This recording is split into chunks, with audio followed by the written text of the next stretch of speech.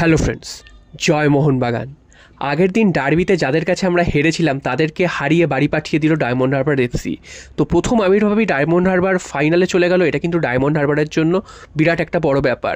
তবে এত যে লম্পঝম্প হয়েছিল লাস্ট কয়েকদিন ধরে, সেই লম্পঝম্প কিন্তু আজকে সবই শেষ হয়ে গেল। ডায়মন্ড হারবার কিন্তু মুখের ওপর জবাব দিয়ে দিল। তবে এই জবাবটা কিন্তু আমরাও দিতে পারতাম, আমাদের নিজেদের ব্যর্থতার জন্যই আমরা সেই জবাবটা দিতে পারিনি ইস্টবেঙ্গলকে। তা না হলেও কিন্তু ইস্টবেঙ্গলকে আমরাই সেদিনকার হারিয়ে দিতে পারতাম।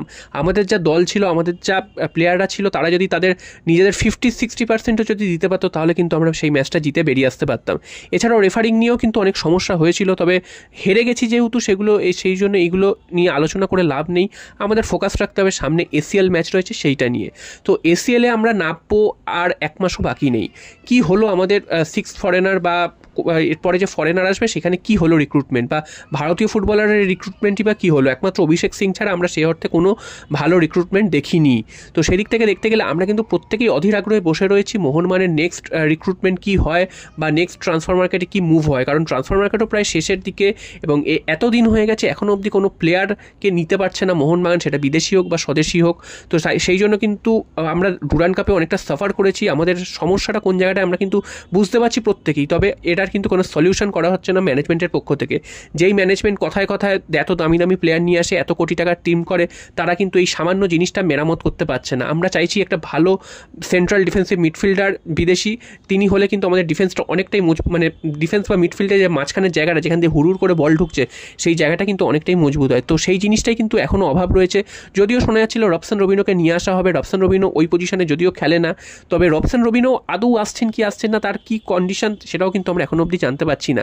তো এটা নিয়ে কিন্তু আমরা প্রত্যেকেই চিন্তার মধ্যে রয়েছি। বেশি দিন সময় নেই ACL2 খেলার জন্য, এবং সেখানে কিন্তু অন্তত যে প্লেয়ারটি আসুক না কেন সেই প্লেয়ারকে এসে নেমে প্র্যাকটিস করতে হবে এবং ম্যাচ ফিট হতে হবে, প্লেয়ারদের সাথে মানিয়ে নিতে হবে।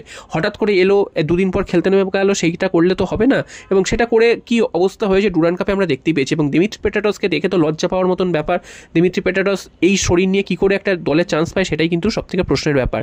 তো যাই হোক, আমাদের সামনের দিকে লক্ষ্য রাখতে হবে। আমাদের সামনে লক্ষ্য হচ্ছে ACL2-তে যেভাবেই হোক একটা ভালো ফল করতে হবে। যদিও ভারতীয় ফুটবলের কী ঠিক ঠিকানা হবে সেটা কিন্তু এখনও জানা যায়নি। আগামী 22 তারিখ সুপ্রিম কোর্টের রায় আছে, সেখান থেকে কিন্তু আমরা জানতে পারবো যে আগামী ভারতীয় ফুটবলের ভবিষ্যৎ কী হতে চলেছে।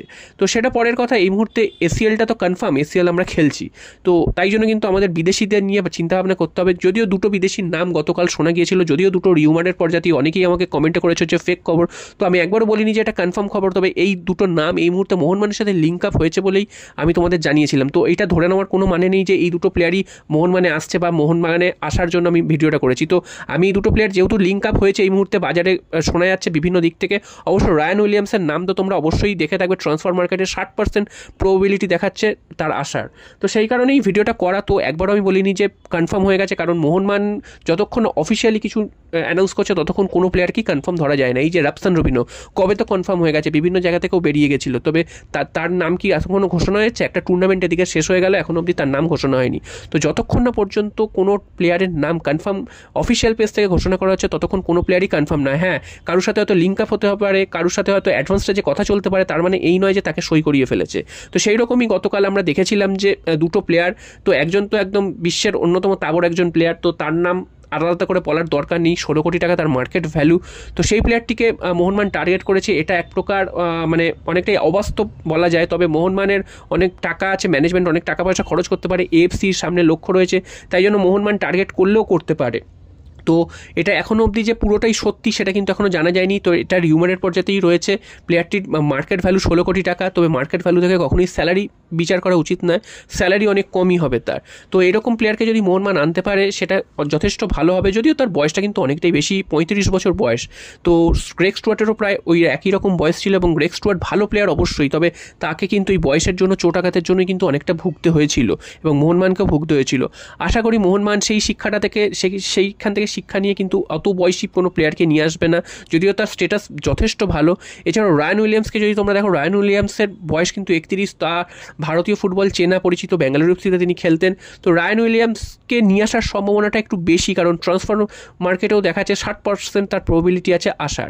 তবে রায়ান উইলিয়ামস বা যেই আসুক না কেন, এমন প্লেয়ারকে আনতে হবে যে কিনা এসে ভারতীয় ফুটবলের সাথে মানিয়ে নিতে পারে, ফুটবলারদের সাথে মানিয়ে নিতে পারে, এবং আমাদের যেই জায়গাটা দরকার, যেই জায়গাটা আমাদের প্লেয়ার দরকার বা যেই পজিশনে প্লেয়ার দরকার, সেই পজিশনে যেন সঠিক প্লেয়ার নেওয়া হয়, সেটাই কিন্তু আমরা চাই। তো দেখা যাক রায়ান উইলিয়ামস না কে আসে, সেটাই কিন্তু এখন দেখার বিষয়। তবে আর 1-2 দিনের মধ্যে কিন্তু এটা কনফার্ম চলে আসবে, সেটা মার্কাস মার্গুলাও জানিয়েছেন যে মোহনবাগান একটা কথাবার্তা চালাচ্ছে কোনো একজন প্লেয়ারের সাথে। তবে এখন অবধি কিন্তু কোনো কিছু ফাইনালাইজড হয়নি, তবে কিছুদিন 2-1 দিনের মধ্যে কিন্তু সেটা ফাইনালাইজড হয়ে যাবে। তো আশা করছি 2-1 দিনের মধ্যে আমরা কোনো একটা ভালো খবর জানতে পারবে এবং এমন একজন প্লেয়ারকে নেওয়া হবে যাকে কিনা আমরা সারা সিজন ধরে যথেষ্ট এফেক্টিভভাবে আমরা দলের সাথে পাবো, এরকম একজন প্লেয়ারকেই আমরা আশা করবো নেব। কিন্তু এমন কোনো প্লেয়ার যেন না নেয় যিনি আনফিট, হয়তো বড় নাম আনফিট বা বেশি টাকা দিয়ে নিয়ে এলো তিনি খেলতেই পারছে না, এরকম কোনো প্লেয়ারকে যেন না নিয়ে আসে ম্যানেজমেন্ট, সেটাই কিন্তু দেখতে হবে। তো দেখা যাক, আশা করছি ভালো কিছুই হবে। জয় মোহনবাগান।